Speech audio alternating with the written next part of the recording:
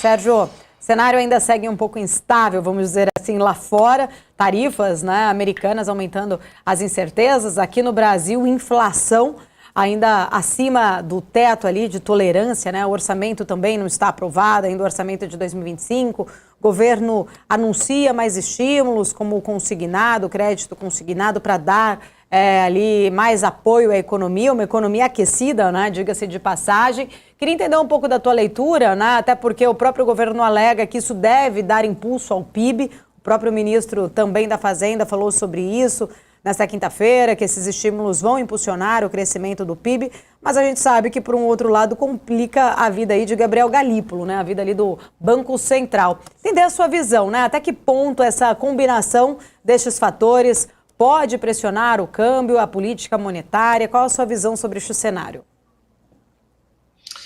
Pois é, Paula, isso dá a impressão que o governo está efetivamente, talvez desde o final do ano passado, no modo eleição, né, no modo reeleição, na verdade, do presidente Lula.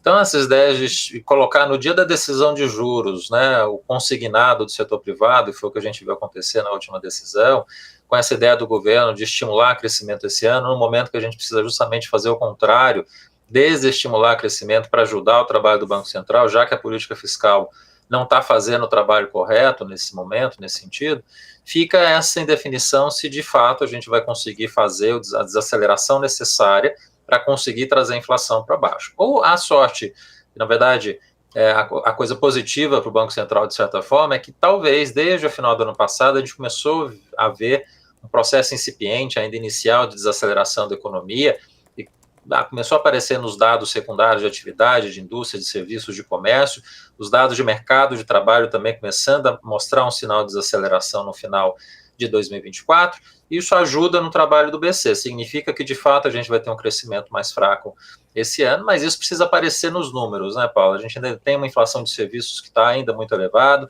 expectativas continuam subindo sem parar toda semana desde o ano passado, então tem um cenário que facilita de um lado a vida do Banco Central, mas tem muitos sinais de pressão, como por exemplo o que o governo tem sinalizado até agora.